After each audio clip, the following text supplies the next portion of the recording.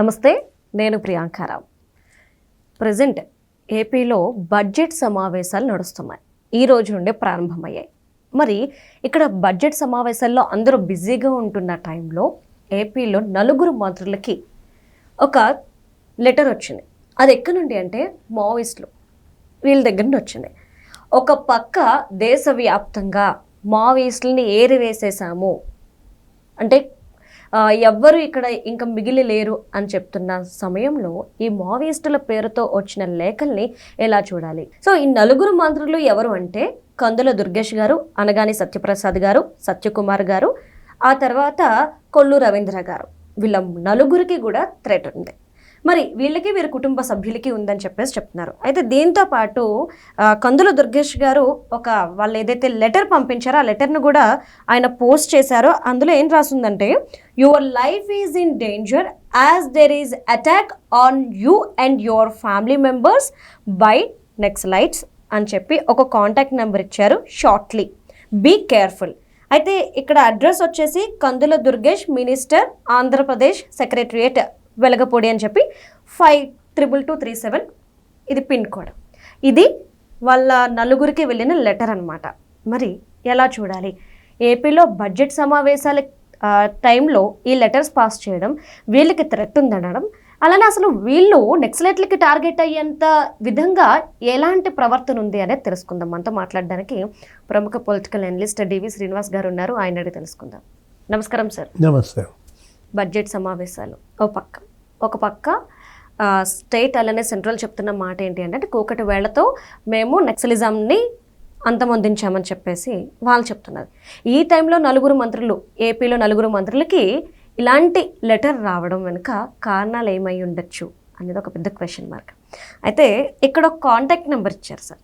First మనం ఆ contact number గురించి మాట్లాడుకోవాలి. ఎందుకు అంటే కందుల దుర్గేష్ గారు ఒక మాట అన్నారు సార్, వ్యక్తిగతంగా శాఖాపరంగా నేను ఏ తప్పు చేయలేదు, నా శాఖ ఏదైతే ఉందో అది అతి చిన్నది, మరి నాకెందుకు ఇలాంటిది వస్తుంది, నా కుటుంబ సభ్యులు భయపడుతున్నారు, ఎవరో ఆకతాయిలో ఎవరో కావాలని చేసిన పని అన్నారు. అయితే నాకు ఇక్కడ డౌట్ రేజ్ అయింది, నక్సలైట్స్ ఎప్పుడూ కూడా కాంటాక్ట్ నెంబర్స్తో రివీల్ చేయలేదు. నేను జర్నలిజంలో చాలాసార్లు చూసా, ఎక్కడ లేదు సార్. మరి ఈ కాంటాక్ట్ నెంబర్ ఎవరిది ఏంటి అనేది తెలుసుకున్నాక మనం స్టార్ట్ చేద్దాం ఇంటర్వ్యూ. సార్ వీళ్ళు ఇచ్చిన నెంబర్ 7981777325. అయితే నేను ట్రూ కలర్లో సెర్చ్ చేసినప్పుడు మైలారం రాజు, సర్పంచ్, నానాజీపురం వచ్చింది. 3 minutes బ్యాక్ ఎవరితోనో ఆయన కాల్ మాట్లాడారు. సో నేను వాట్సాప్ చెక్ చేసినప్పుడు కూడా వాట్సాప్లో ఆయన డీపీ ఉంది. అంటే కందుల దుర్గేష్ గారి అనుమానం కరెక్ట్ అనే పాయింట్ ఆఫ్ వ్యూలో ఉంది. ఎందుకంటే ఎక్కడా కూడా నక్సలైట్లైనా ఎవరైనా డీపీలు పెట్టుకొని ఈ విధంగా ఇవ్వరు. సో ఇప్పుడు చెప్పండి సార్, మీరేమంటారు ఓవరాల్గా? అంటే ఈ రాసింది లేఖ మావోయిస్టుల, జగనిస్టుల? అంటే మావోయిస్టుల్లో జగనిస్టులు ఉన్నారా, లేదు జగనిస్టుల్లో మావోయిస్టులు చేరారా? అసెంబ్లీ సమావేశాలు మీరు చెప్పినట్టుగా బడ్జెట్ సమావేశాలు రేపు February 14 బడ్జెట్. వైసీపీ వాళ్ళు రారేమో, వెయిట్ పడుద్ది అనుకున్నారు. గమ్మత్తుగా జగన్మోహన్ రెడ్డి ఆయన ఎమ్మెల్యేలు హాజరయ్యారు అసెంబ్లీ. వైసీపీ జగన్మోహన్ రెడ్డి నేతృత్వంలో ఎమ్మెల్యేలు సభకు హాజరవ్వటం, ఈ లెటర్ రావడం, రెండింటినీ సింక్ చేసి చూస్తే ఇప్పుడు మీరు చెప్పారు అసలు ఫోన్ నంబర్. ఇప్పుడు ఇన్ని లేఖలు మనం చూసాం, విన్నాం, కానీ ఏ లేఖలో అన్న కాంటాక్ట్ నెంబర్ ఇస్తారా? లేదు సార్. అంటే గతంలో ఎక్కువగా లేఖలు ఎవరి పేరు మీద వచ్చాయి? జగన్ అనే పేరు మీద వచ్చాయి. ఇది అక్కడ ఆంధ్రప్రదేశ్కి ఎవరో జగన్ అనే అతను మావోయిస్టుల పేరు మీద రాస్తుండేవాడు. ఇప్పుడు ఈ లేఖ ఏది, ఇప్పుడు మన వచ్చిన మంత్రులు ఎవరు? వాళ్ళు బీసీలు. అవును సార్. కొల్లు రవీంద్ర, సత్యప్రసాద్, 3 బీసీ మంత్రులు. కందుల దుర్గేష్ మరి కాపు, బీసీ ఏదో మొత్తానికి. అంటే జనరల్గా మావోయిస్టులు ఎవరినన్నా టార్గెట్ చేస్తే ఎవరిని చేస్తారంటే అమ్మ అగ్రవర్ణాలను టార్గెట్ చేస్తారు. అంటే కమ్మ, రెడ్డి అట్లాంటి మంత్రులు, బాగా సంపాదించుకున్న వాళ్ళు, భూస్వాములు, ఫ్యాక్షన్, పెత్తందారి ధోరణి ఉన్నటువంటి మంత్రులు, వాళ్ళ వల్ల అక్కడ జరిగిన అరాచకాలు, వీటిని బెదిరిస్తారు. ఒకవైపేమో మీరు ఇంట్రోలో చెప్పారు, దేశం మొత్తం మావోయిజం రూట్ అవుట్ అవుతుంది. వాళ్ళు ఒక టార్గెట్ పెట్టుకున్నారు, ఒక డెడ్ లైన్ పెట్టుకుంది. ఇవాళ అమిత్ షా కేంద్ర హోంశాఖ March 31 లోపు మావోయిజం రూట్ అవుట్ అయిపోవాలి. ఇంకెన్ని నెలలు? ఇంకొక నెల ఉన్నట్టుంది. ఇప్పుడు ఫిబ్రవరి ఎండింగ్కి వచ్చేసాం అవును. అంటే ఇంకొక నెల రోజుల్లో రూట్ అవుట్ అవుతుంటే వరుస పెట్టి మనం చూసాం. ఆ హెడ్మా అనే అతను ఎవరినో ఎన్కౌంటర్ చేశారు, ఆ సోమ, ఇప్పుడు ఆ మల్లోజుర కిరణ్ వాళ్ళ తమ్ముడు ఏదో అనుకున్నాను, కోటేశ్వరరావు తమ్ముడు ఇతను. అసలు ఎక్కడ చూసినా 60 మంది లొంగిపోవటం, 40 మంది లొంగిపోవటం, లేకపోతే కాల్చివేయటం. ఛత్తీస్గఢ్ కావచ్చు, మహారాష్ట్ర కావచ్చు, మొత్తం చూసాం కదా. అంటే 2 తెలుగు రాష్ట్రాల్లో అసలు ఎక్కడుంది మావోయిజం? అంటే ఇప్పుడు ఇంకా మిగిలింది చాలా తక్కువ మంది, వాళ్ళు కూడా లొంగిపోవడానికి సిద్ధంగా ఉన్నారు.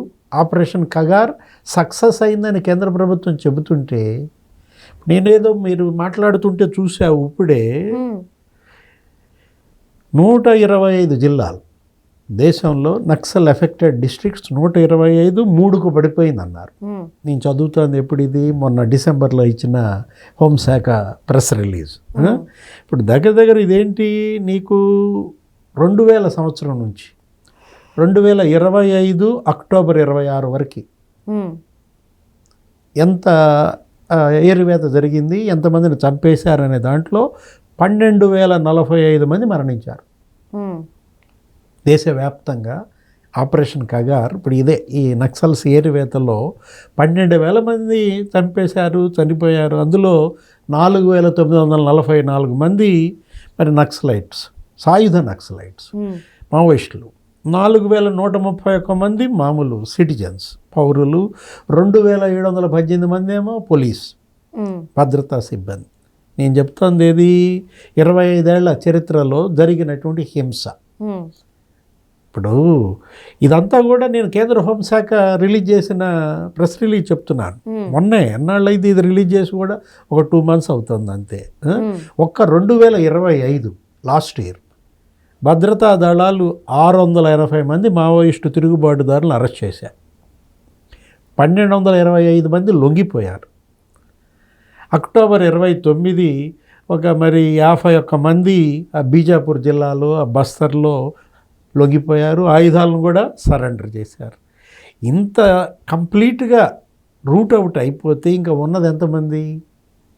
కేవలం ఒక 30-40 మంది మాత్రమే ఉన్నారు. ఏది దేశవ్యాప్తంగా ఇంకా కొరుకుడు పడినాళ్ళు అందరూ. దానికి కూడా వాళ్ళు చెప్పేశారు ఏంటి, వాళ్ళు అసలు ఒక లెటర్ కూడా రాశారు, మేము లొంగిపోవడానికి సిద్ధంగా ఉన్నాం. అది హిడ్మా చనిపోయిన తర్వాత కూడా ఒకరు లెటర్ రాశారు సార్.